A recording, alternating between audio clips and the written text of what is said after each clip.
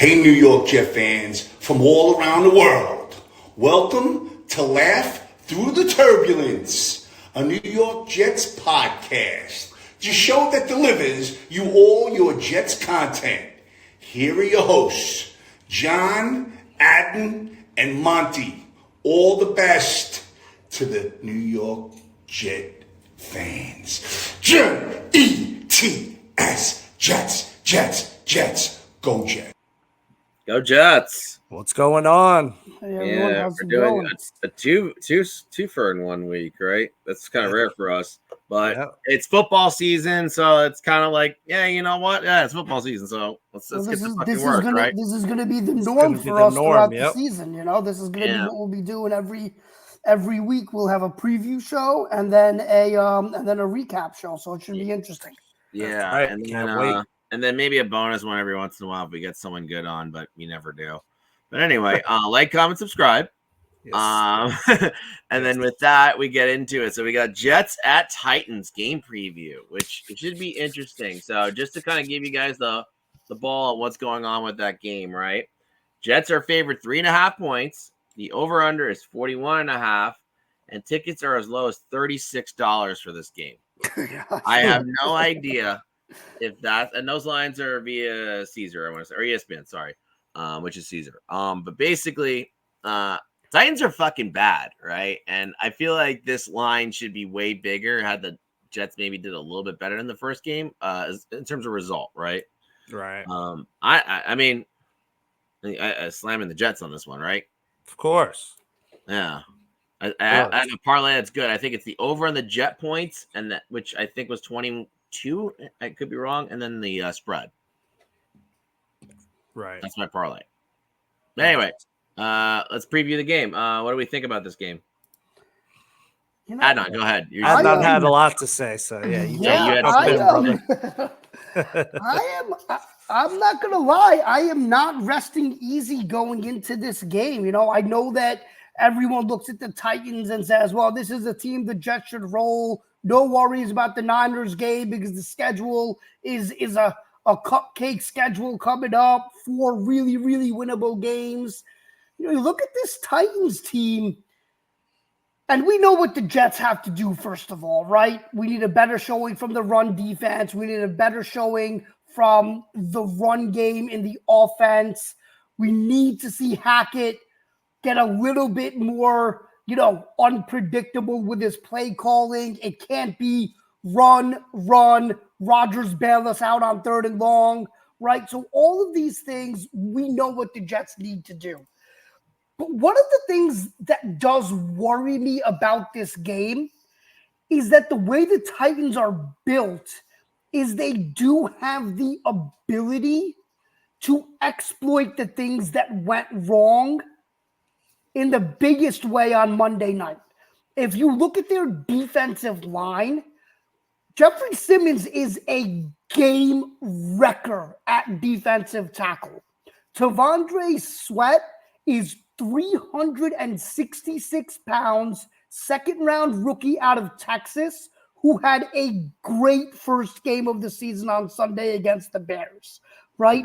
Those two guys, on the inside against this new Jets offensive line, that does give me some hesitancy there because, as we know, all quarterbacks, but especially older quarterbacks, they don't want pressure right in their face, and if they can get a push up the middle, that can impact Aaron Rodgers. And that is a concern for me because, this team wasn't great on the offensive line when it came to running the ball. The pass game was okay, but now you're looking at an interior wall, and how they react to that is going to be kind of the key to the game for me. On the other side of the ball, say what you want about the Titans' passing game, Will Levis, they were able to run the ball against the Bears, right? And Bill Callahan is the Bears' offensive line coach, right? I know his son is the head coach. His son is a first-year coach. This is his second game coaching.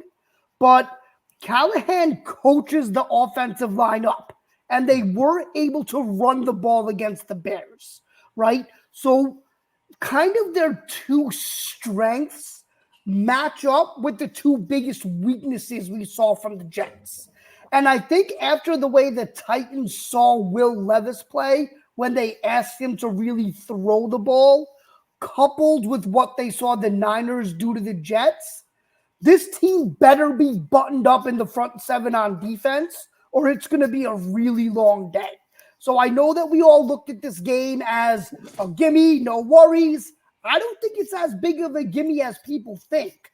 And I would be wary going into this game because the Titans are an interesting team. So I would caution anybody who's going to be watching this game, don't expect this to be a 31-3 win.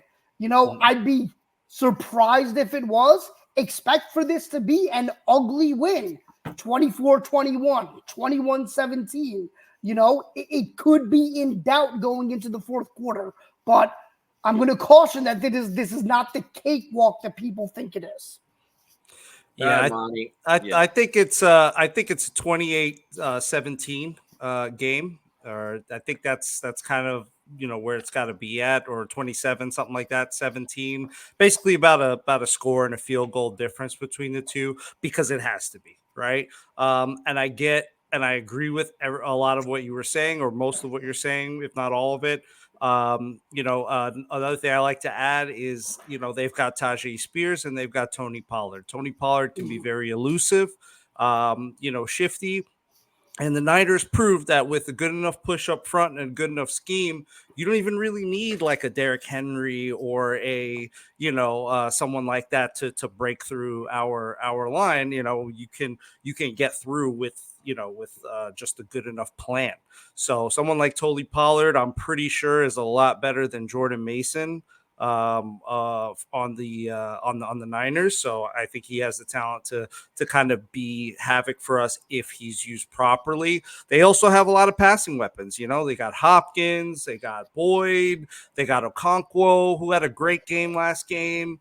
And then they have Calvin Ridley, who is no slouch. The guy's Okonkwo had a great game last week with 2 catches, 15 yards, and a touchdown. That's your standard. Okay. I mean, better than most tight ends. Look at the tight ends last week. There's 5 touchdowns scored by all of the tight ends in football last week. But that's a great game. Okay, fair enough. That's a great game for him, and that's a good game for him. But anyway, 17 yards and a touchdown, and he lost 2 yards in his other catch. But okay. Yeah, but like I said, they've got enough weapons. They've got a lot going on, to where they can kind of get the ball, moving if they need to. They have the weapons they need.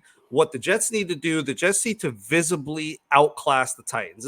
These are things I want to see. We need to visibly outclass the Titans. We should at least outclass the Titans by the amount that the 49ers outclassed us. I think that if we are who we say we are, if we are who we think we are, then that should be what happens. Yeah, that should be what happens. I mean, straight up, we lost, pretty badly. They should lose pretty badly against us. We should be ready to take out our wrath, all of our frustrations on this Titans team. So they should be, our punching bag now. We need to get consistent pressure on Levis before and after halftime adjustments. The D-line just in general needs to be better. I want at least some legitimate sacks, not some Michael Clemens running unblocked on a busted play and getting a sack by luck. I want a guy beating another guy and then sacking, Will Levis. Will Levis should look like freaking Zach Wilson looked like last year. That's what Will Levis should look like, because he's not good. All right. You put a little pressure on him, put a little heat on him. He's turnover prone. He makes mistakes when he's rattled, just like Jermaine Johnson said, not good. All right. So I want him. I want him hurting, we need to cut down on the run yards allowed, as Adnan mentioned. And we need to have someone else other than Breece and Garrett involved. We need to continue that, whether it's Conklin, preferably it's Mike Williams.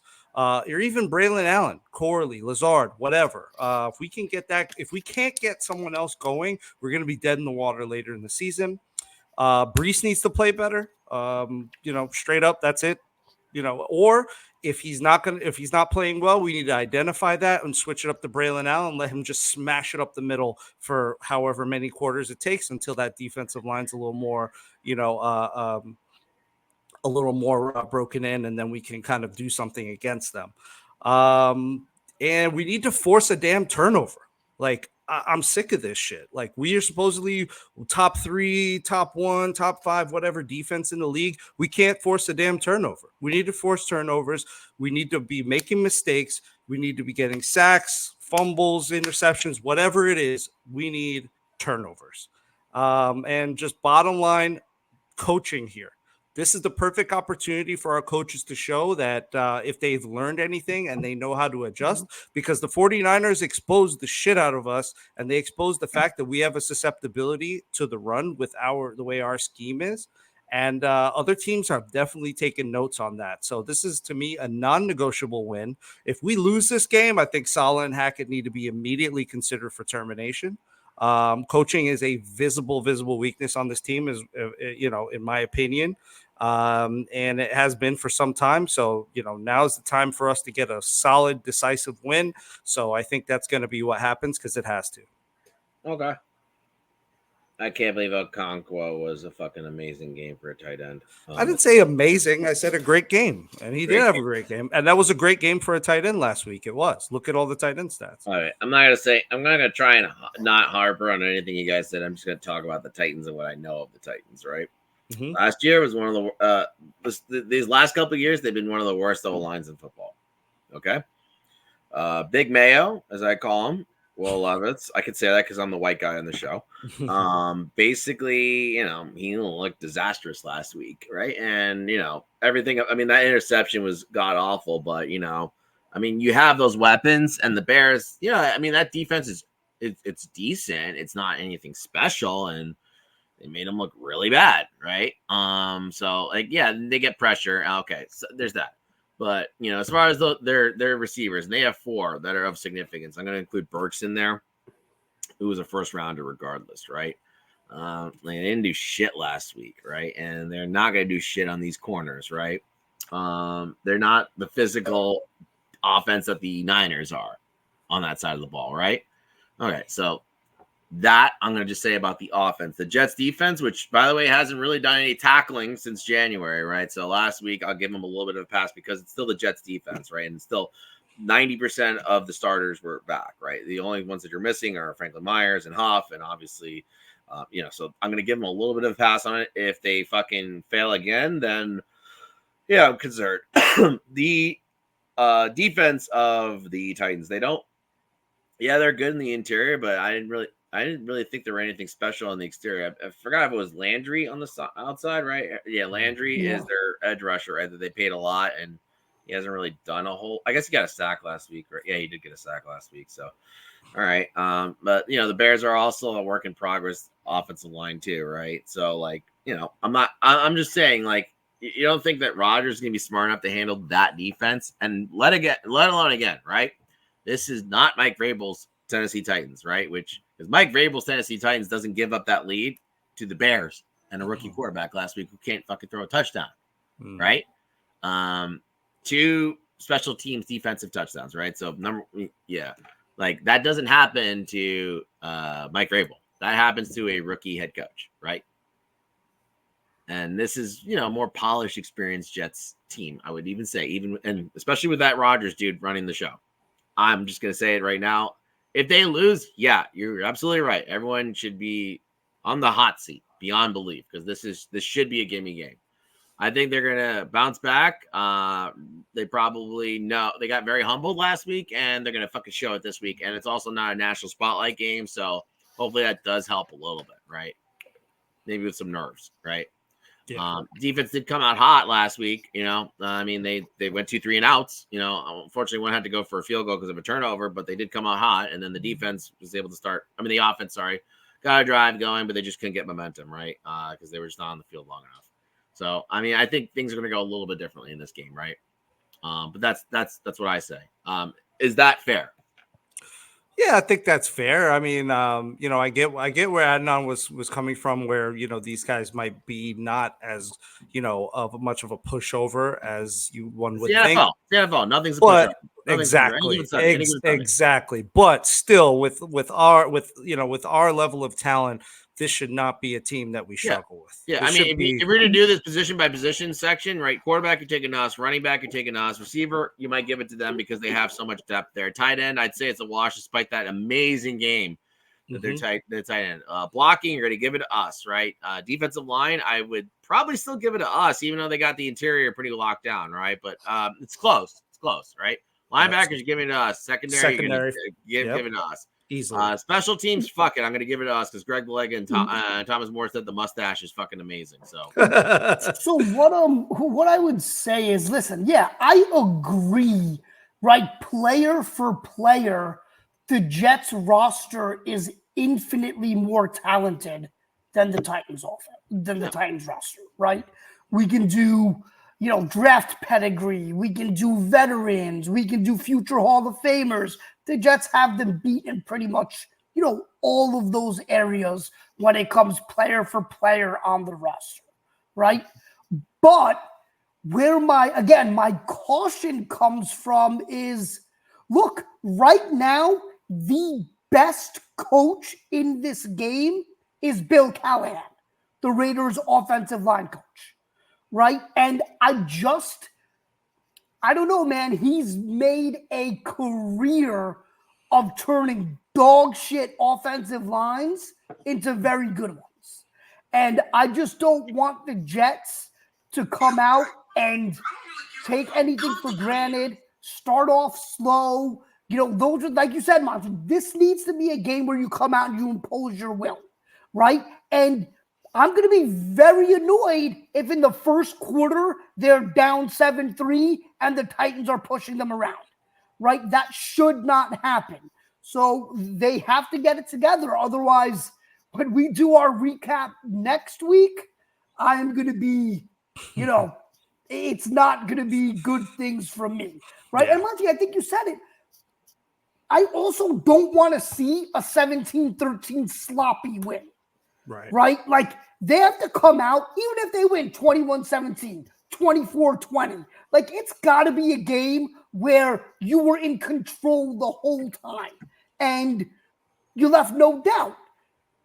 And I hope they can do that because I'm getting tired of waiting for quality football, right? We paid our dues as fans. We deserve it now.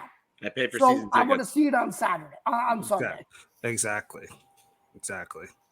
Okay. Cool. All right, cool. So we all have the Jets winning this game, right? Yep. Some say it's closer than others. I think they're going to fucking win by 10. Yeah. So first time all season, even though it's game 2, we all are in agreement. This is definitely a Jets win. I thought we all kind of agreed when we did the preseason thing. We're all going to lose that first game. Oh no! I thought you Adnan predicted a win. I thought you predicted a win, but you were kind of like screw it. I was like screw it. Yeah, but like when we did like the season schedule, we were like lost, right? Right. Yeah. I definitely said we got honey potted basically based on the preseason. Right. But Titans, I think we all. She's a great girl, but yeah, she comes from a good family. Yeah, and then next thing you know, she keyed the real shit pretty out of your car. Right. Yeah. Threw your clothes out on the lawn. Car, no big deal. Yeah. Okay. Fair enough. All right. So let's talk about the elephant in the room. Why not? Reddick's agent and Douglas are talking. Great. But just fine. I mean, I don't know. If they kind of do their thing, I'm not so worried about it, right? But that's just kind of me at this point, right? So I'm gonna say, we've had a few days since the Monday night game, and had a chance to like digest, everything that happened, kind of everything that we talked about, listening to podcasts, talk radio, right? All the things that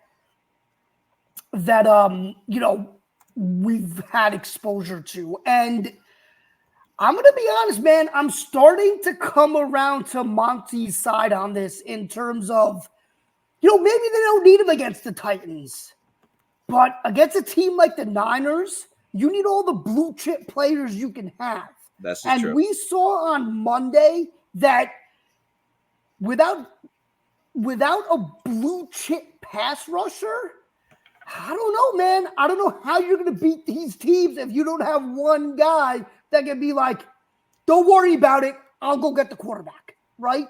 And so I think the tough thing about having what people call a cupcake schedule is like it may not show for the next few weeks, but if it shows against Buffalo and it showed against the Niners, then you're kind of like, and now it's week 5, week 6, right? If you look at last year, same thing happened with Chris Jones. But after 2 weeks, the Chiefs were like, we got to get this guy in because we lost week 1, weren't great week 2, got to get him in. So I don't want the Jets to get complacent and be like, week 1 was an aberration. We don't really need him until you get into the thick of the schedule. Then he comes back week 7, needs 3 weeks to ramp up. So yeah. I think it is becoming more of a problem. Right. I would just say this. I mean, Jermaine and Quinton didn't have good games by any measure last week. McDonald and Clem, like no one on that D line you could hold your head up and say they had a good game, right? So like, I don't think that's going to happen again with all of them, right? So like, then if let's just say 2 of them show up like to their normal level and like other ones like okay, then like you got a D line that should do damage to Big Mayo. Yeah, sure. I think it's be good, but just I think it's a function of, I think last game was a little bit of a function of the Niners are great, obviously, but I think it was a function of not having that person that you got to have to check for on all kind of sides. You know what I mean? Because that's what we had last year. You had John Franklin Myers when he wasn't there. You had Bryce Huff when he wasn't there. You had Jermaine, and then you're swapping all these guys, Quentin Jefferson. So, you know what I mean? Yeah, but they had games when the whole unit didn't show up. I mean, there was the Cowboys game, the Dolphins game, and the Cowboys game. They didn't show up either. So of course, there's going to be games where they don't show up. I get it, but I'm just saying I think that's a less of a blow if you have someone like Reddick. Hold on, I'm gonna stop us right here. This is a Super Bowl or bust season. There can't be a game when they don't show up. I agree. Kansas City had the same shit last year. I mean, they lost like 3 or 4 out of 5. Yeah, but you know what? I love Aaron Rodgers. They have Patrick Mahomes. You can't compare anyone to Kansas City because Patrick Mahomes covers up all of their sins. All right. What about the Niners losing at home to the Ravens on Monday night last year, right at the end of the season? The Ravens are great. Right, and this is Niners are great. I'm just doing the counter argument here, right? But again, I agree. I want them to fucking show up every fucking day. I want them to fucking slit everyone's fucking throats. But my point be like, "Are you not entertained?" But John, right there. I want that every time. My point, I get it, but my point is that the teams that you're referencing are teams that have been to the Super Bowl, won the Super Bowl. The Jets haven't made the playoffs in 13 years. I know. So should we? Is it fair to put Super Bowl expectation on a team that hasn't been to the playoffs in 13 years? I mean, the way they're built, the way they're built, and because the way that this came about is it took us 3 years to get here. Right? Like we've been delayed gratification, giving Saleh a chance, giving Joe Douglas a chance, giving all these giving the team a chance. Like other teams would have been fired. Saleh and Douglas by now, and we're being told by everybody, quarterback away, quarterback away, quarterback away, and then we got the quarterback away, and then we got the quarterback. Now we have the quarterback, so I don't want to hear it.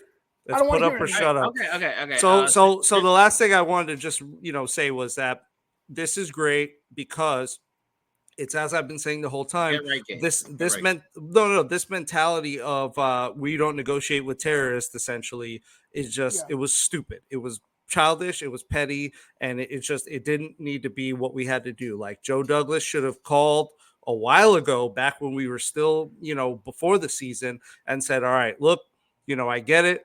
well, we're not offering you a deal, but here's everything what it is. This whole, oh, he has to show up or we're not even going to talk to you. That's bullshit. That's childish. It's petty. Should have never happened. I get the feeling behind that. And I get them thinking that was going to, maybe, but then, now that we've seen, what's going on with the defensive line, now that we've seen kind of us at our, at our exposed worst, we need to do everything we can to get this guy in. I'm glad that Joe Douglas, sucked up and, just took it like a man and walked up and, made, if he made the first move, I don't know what happened, but I'm just glad they're talking and making some progress because that's all we need. And we need Reddick out there, period.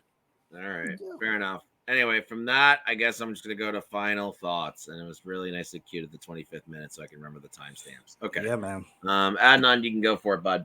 Yeah, I think, look, I mean, I find it really interesting how after one game, a lot of tunes change, right?